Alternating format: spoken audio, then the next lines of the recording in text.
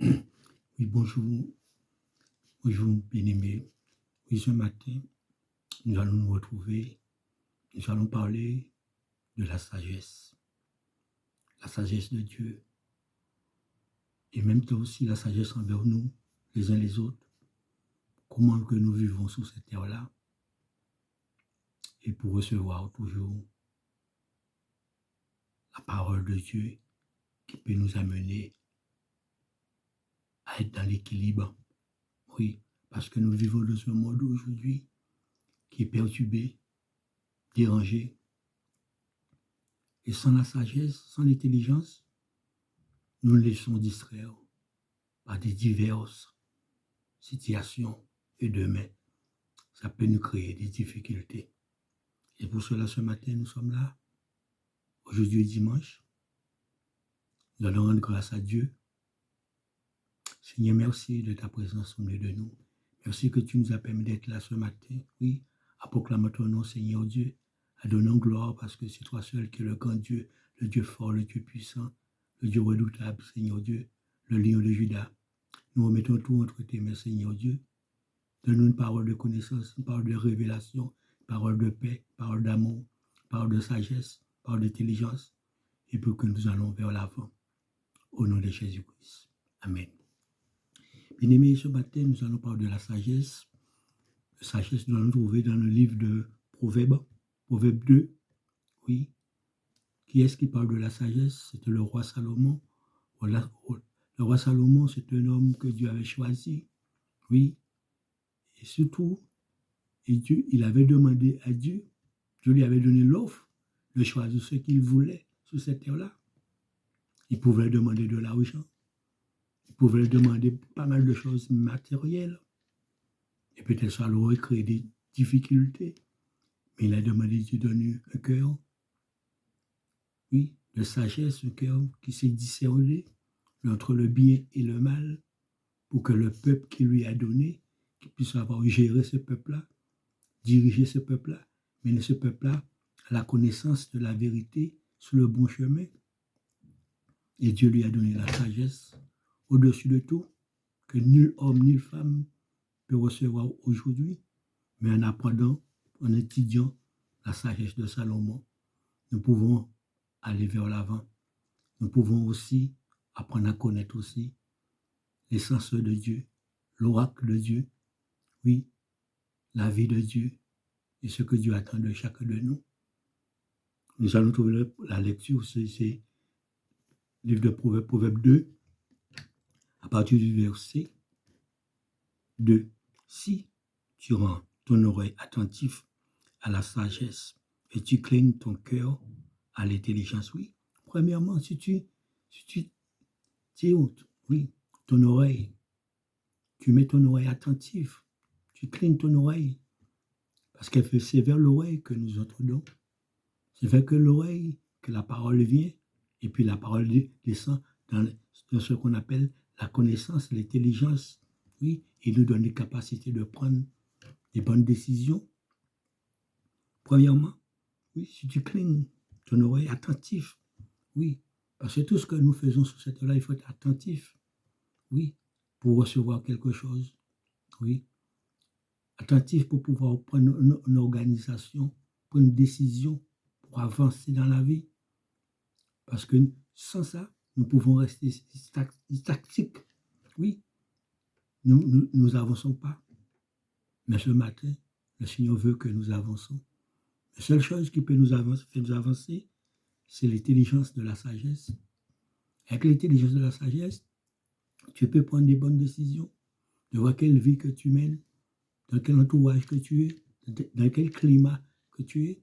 Et c'est pour pouvoir discerner, oui, si c'est bon pour moi, je continue. Si ce n'est pas bon pour moi, je change de voie. Oui, parce que ça peut me coûter cher. Oui, un homme, une femme qui n'est pas attentif à la parole de Dieu, qui n'est pas attentif à la sagesse, parfois ils prennent des décisions qui les amènent parfois à l'échec de leur vie. Ils prennent des décisions parfois, ça les fait du mal à leur vie. Parfois ils prennent des décisions, ça bloque leur vie.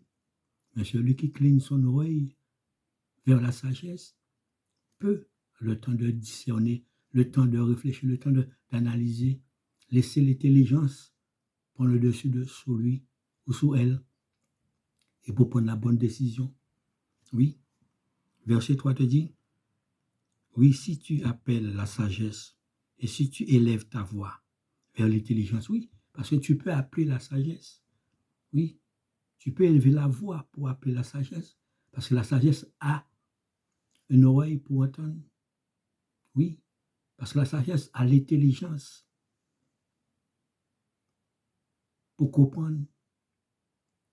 Et c'est pour cela, si tu le cherches,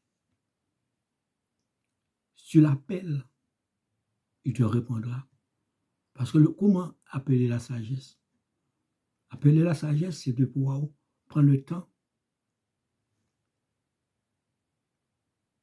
de réfléchir, prendre le temps d'analyser, prendre le temps de calculer aussi, et aussi à lire la Bible, à étudier la parole de Dieu. Et en étudiant la parole de Dieu, tu vas entendre la voix de la sagesse. Tu vas discerner la voix de la sagesse, parce que la sagesse viendra te parler. Tu entreras une parole qui te parle, qui parle à l'intérieur pour toi, à l'intérieur de ton cœur, à l'intérieur de ton âme. Oui, c'est à toi que je parle. C'est à toi que je t'avertis. Oui, la direction que tu prends, la voie que tu prends, c'est une voie glissante.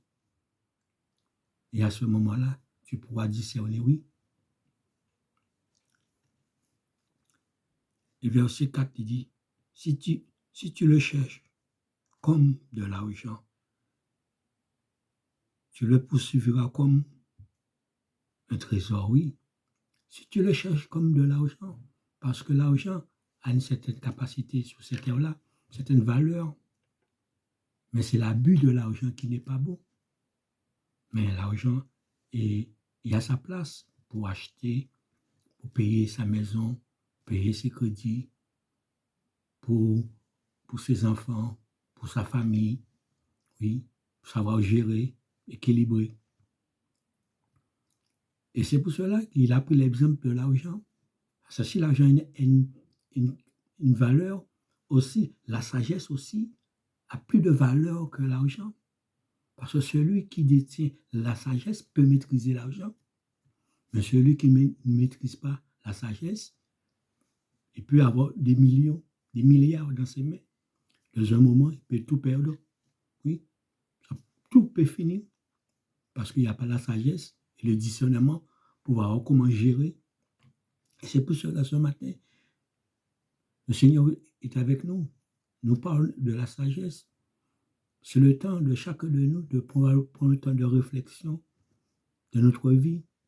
Parfois, nous sommes jeunes, parfois nous avons un certain âge, mais nous n'arrivons pas à discerner, nous n'arrivons pas à calculer. Nous pensons que, oui, le jour c'est le jour, oui, demain c'est demain. Non, mais il y a toujours un résultat derrière. C'est pour cela, dans la Bible, il a dit, ce que l'homme a moissonné, c'est ça qu'il sème. Et c'est pour cela, nous devons aujourd'hui faire très, très attention, être très attentifs dans tout ce que nous faisons,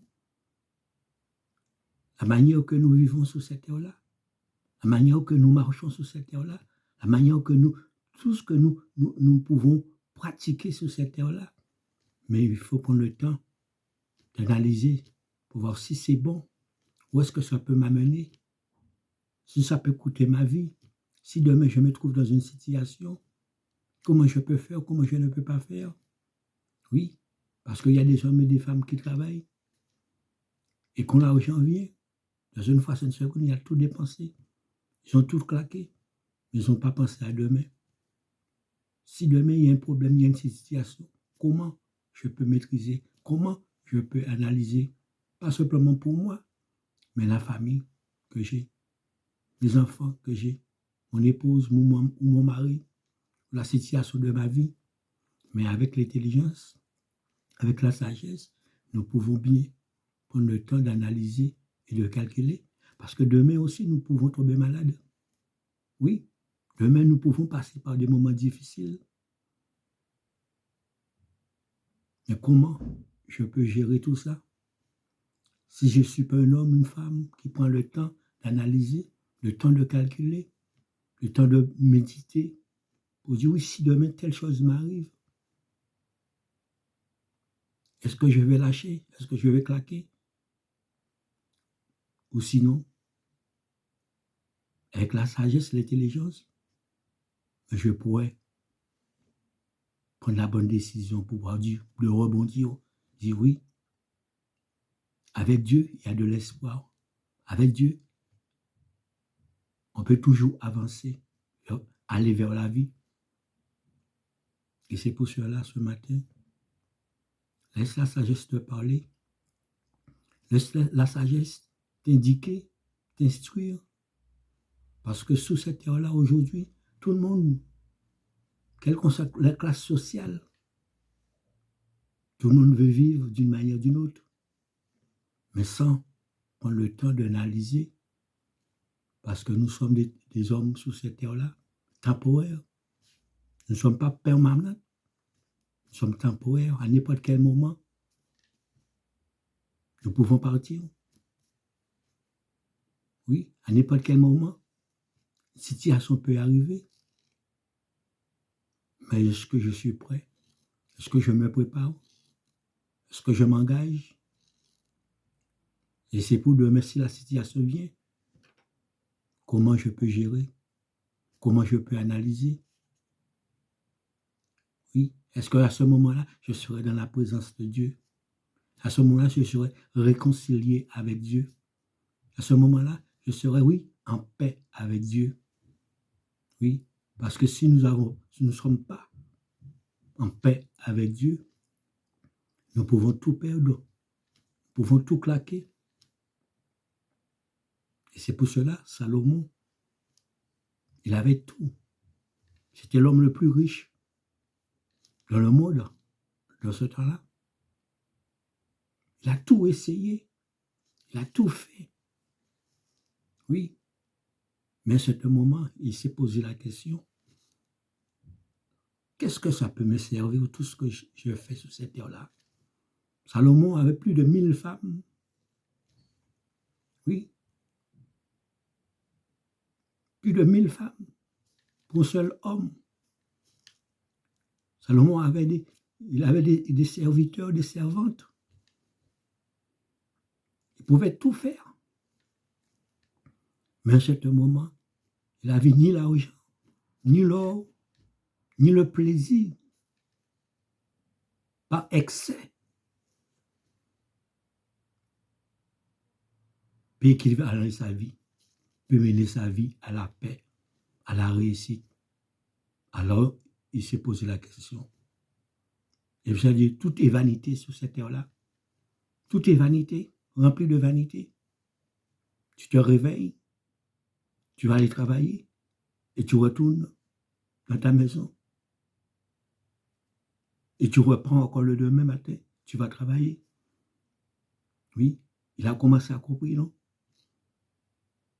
Mais par contre, il a dit, oui, si je commence à incliner mon cœur vers Dieu, à commencer à chercher la sagesse de Dieu, l'intelligence de Dieu, je pourrai trouver la paix, ce qu'on appelle la paix intérieure. Et quand tu as la paix intérieure, la paix l'extérieur sort, quelles qu'en soient les difficultés, quel qu'en soit le problème qui peut arriver, la situation, mais l'intelligence et la sagesse te pourra donner la force de gérer, maîtriser ces choses-là. Et c'est ça que Dieu veut nous donner ce matin, pour apprendre à maîtriser, gérer, parce que nous ne savons pas demain. Nous pouvons être le meilleur docteur au monde. Nous pouvons avoir le meilleur avocat au monde. Oui, nous pouvons avoir le meilleur président au monde. Mais il y a des situations qu'il ne peut pas maîtriser. Nous pouvons avoir le plus grand comptable au monde, banquier au monde. Mais il y a des situations qu'il ne peut pas maîtriser. Parce que leur capacité ne va pas jusque-là. Ne peut pas dépasser la sagesse, Parce que sinon, Salomon, il n'aurait pas laissé cette lecture-là pour nous aujourd'hui. Oui. Parce qu'aujourd'hui, prenons l'exemple, un homme qui vit dans le désordre, sans la sagesse, sans l'intelligence, il a une femme, deux femmes, il commence à se vanter, il commence à se glorifier. Oui. Et pourtant, Salomon avait 1000. Oui. Comment? Parfois, les choses matérielles ne peuvent pas régler les choses spirituelles. Mais c'est les choses spirituelles qui peuvent régler les choses matérielles. Oui. Parce que dans l'épreuve, dans la souffrance, dans la désolation, le seul secours que l'homme peut avoir, c'est la grâce de son Dieu, la faveur de son Dieu. Oui. Parce que la Bible dit, à quoi bon de gagner le monde si on perd sa vie? Oui. Mais si nous avons Dieu avec nous, nous avons celui qui a créé les cieux et la terre, celui qui détient tout entre ses mains. Mais devant les difficultés, devant la souffrance, devant l'épreuve, il nous donnera toujours une parole de paix, une parole de sagesse, une parole d'intelligence pour rebondir, pour agir, mais pour changer d'identité. Parce que parfois, nous avons des identités qui nous empêchent d'avancer. Mais il faut changer cette identité-là. Oui, déchirer la première identité. Oui, moi je mets ça de côté. Ma vie passée, ma vie ancienne. Mais je cours vers la vie nouvelle. Je cours vers la vie nouvelle, la nouvelle vie. La nouvelle vie, c'est la sagesse, l'intelligence, celui qui peut me donner la force de maîtriser certaines choses. Oui, celui qui peut me donner la force de calculer sur certaines choses. Ou sinon, auparavant, j'aurais toujours fait dans la rapidité. Ou sinon, dans l'ignorance. Il y a beaucoup d'hommes et de femmes qui vivent sous cette terre-là dans l'ignorance. Et parfois, l'ignorance les amène à la perdition, à l'échec, face à les difficultés, face à l'imprévu, et surtout l'imprévu.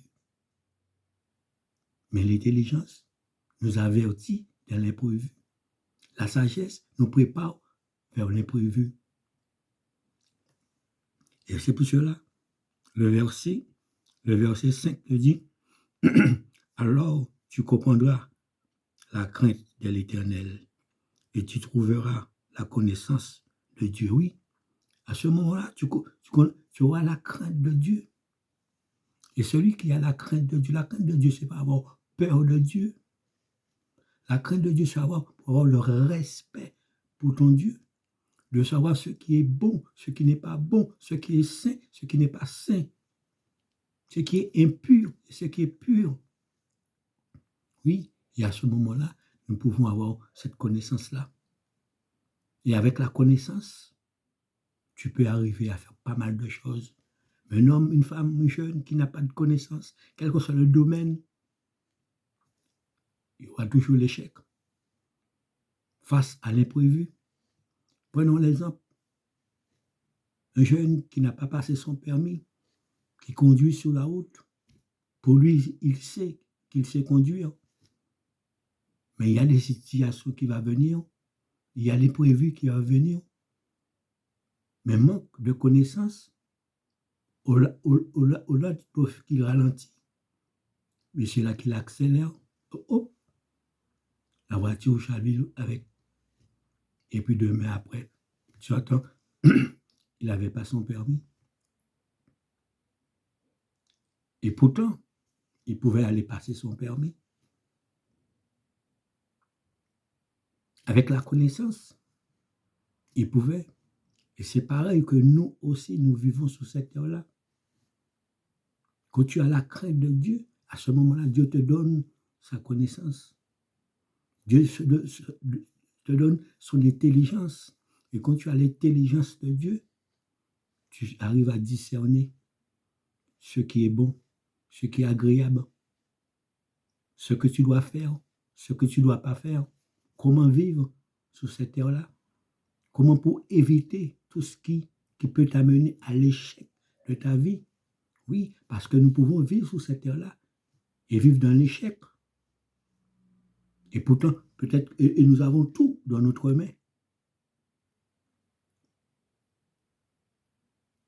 Mais parfois, savoir comment l'utiliser, comment le maîtriser.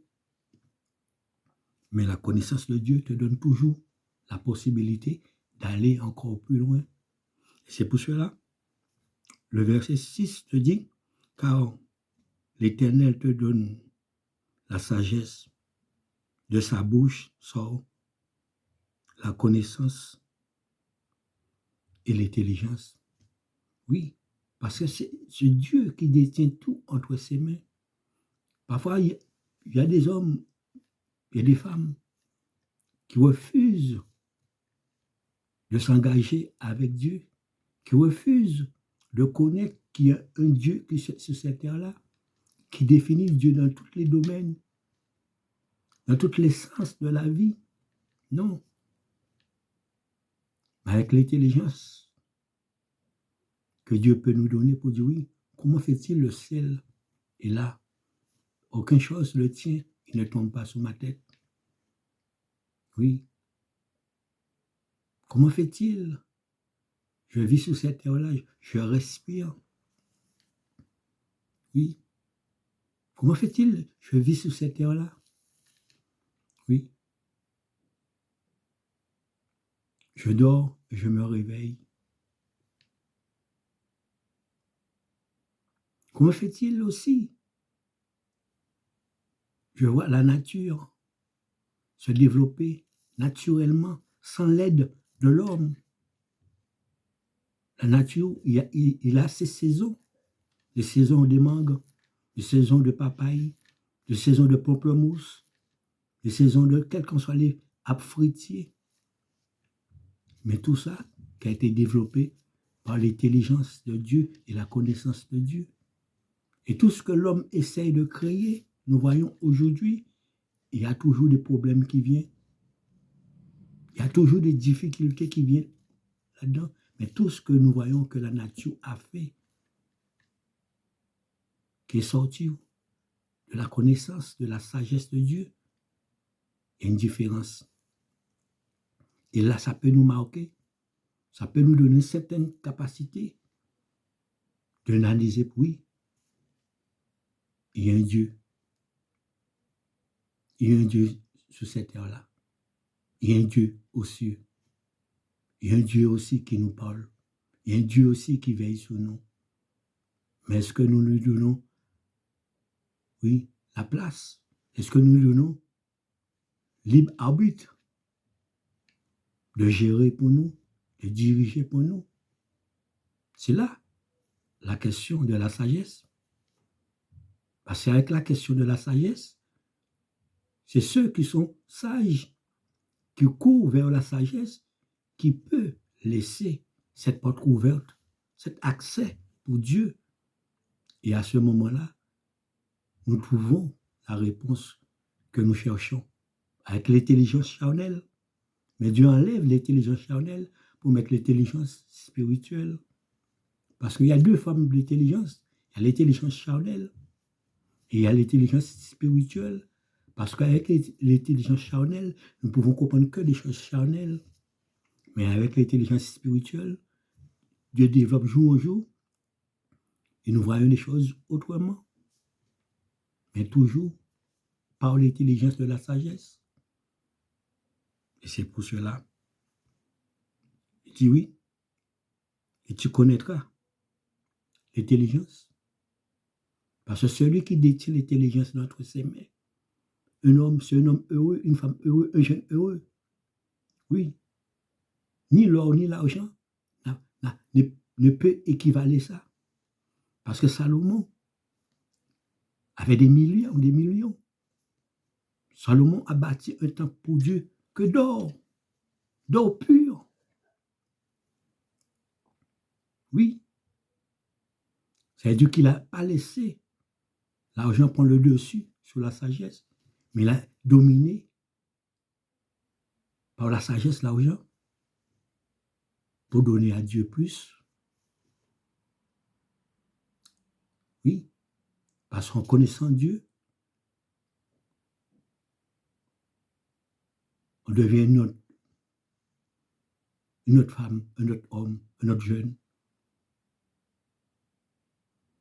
La seule chose qui nous intéresse, quelle que soit la situation que nous pouvons passer, mais se donner toujours Dieu gloire.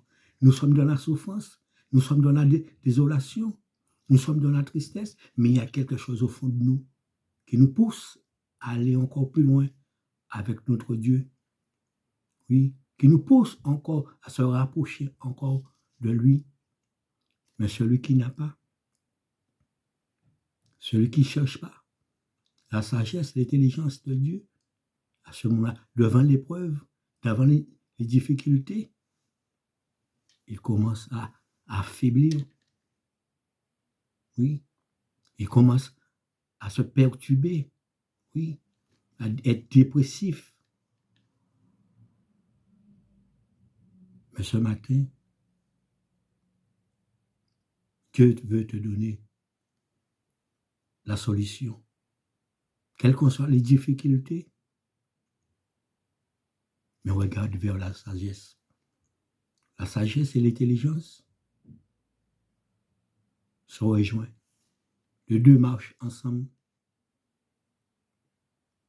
Il te donnera toujours la meilleure solution.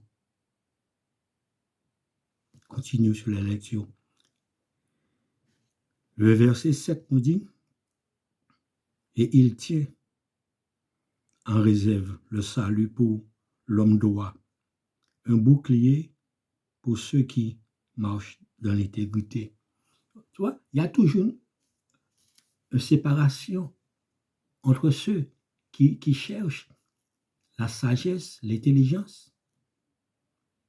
Oui, pour ceux qui marchent dans la sagesse, ceux qui marchent dans l'intégrité, Dieu sera un bouclier pour eux. Parce qu'aujourd'hui, quelqu'un pour qu'il puisse marcher dans la sagesse, l'intelligence, c'est quelqu'un que Dieu a déjà déposé quelque chose à l'intérieur de cette personne-là, qui les pousse à chercher, les pousse à discerner, les pousse à analyser pour dire oui, est-ce que ce que je fais là, est-ce que c'est bon? Est-ce que c'est agréable pour Dieu? Est-ce que c'est agréable pour mon prochain? Est-ce que c'est agréable pour mon épouse? Est-ce que c'est agréable pour mon mari? Est-ce que c'est agréable pour ma mère? Est-ce que c'est agréable pour mon père? Est-ce que c'est agréable pour où je vis? Le monde où je vis? L'environnement où je vis? Oui, tout ça fait partie de la sagesse. La sagesse n'est pas personnelle, mais la sagesse devient aussi collective.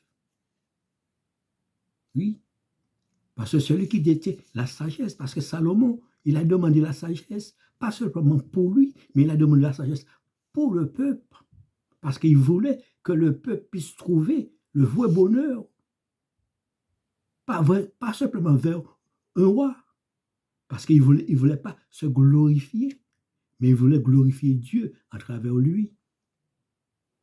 Et pour cela, il a pris la sagesse collective et pour partager avec le peuple. Et aujourd'hui, il nous donne cette lecture pour partager avec nous. Vous voyez la différence de la sagesse? La sagesse n'est pas égoïste. Oui, mais la sagesse prend le temps. La sagesse, c'est aimer, c'est apprécier, c'est valoriser. Oui, c'est écouter. La sagesse aussi prend le temps. Surtout, de discerner ce qui est agréable et ce qui est bon. Parce que dans ce monde aujourd'hui, on peut compter parfois combien d'hommes et de femmes qui prennent le temps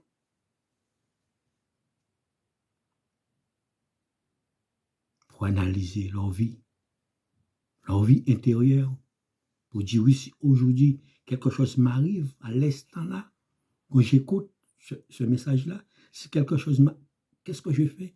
Est-ce que je suis déjà prêt? Est-ce que je suis déjà préparé dans telle ou telle situation? Ou sinon, il dit, ah, tant pis. Il y a beaucoup qui vivent comme ça. Ah, tant pis. Mais la sagesse ne dit pas tant pis. La sagesse se prépare à demain, se prépare à l'année, se prépare à la... Oui, verset 8. En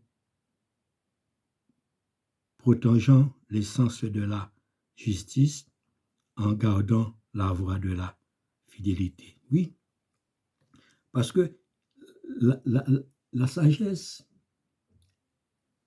détient la justice entre ses mains. La sagesse détient les sentiers, beaucoup de sentiers. Oui, parce que, prenons l'exemple terrestre. Aujourd'hui, peut-être que tu veux partir à Paris, mais tu sais qu'il y a un embouteillage qui est sur telle voie. Mais la sagesse peut te dire, tu peux prendre telle direction. Tu prends cette direction-là et puis tu arrives à Paris. Et c'est pourquoi là, l'homme a créé, sur le code de la route, on dit itinéraire bis, oui, itinéraire bis, c'est-à-dire l'itinéraire bis, ce sont les détours que l'homme peut prendre, oui, pour aller sur la même direction, mais un itinéraire bis, oui, et c'est ça qu'on appelle les sentiers de la sagesse. Mais celui qui ne prend pas, parfois dit non, il entend qu'il y a l'embouteillage, ah, je vais arriver. Il arrive, oups, il reste des heures et des heures.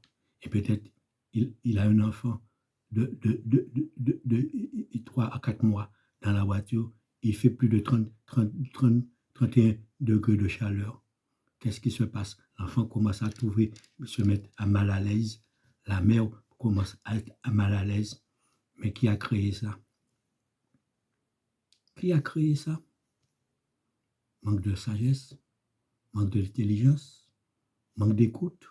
Mais avec l'intelligence, avec la sagesse, je prends le Tyrénéobis, je prends le sentier de la justice, je prends le sentier de la droiture. Il va m'amener dans la bonne direction. Parce que le sentier de la justice, je ne serai pas hors la loi. Mais la justice sera d'accord avec moi. La justice va me respecter. Et tout ça fait partie de la sagesse et l'intelligence de Dieu.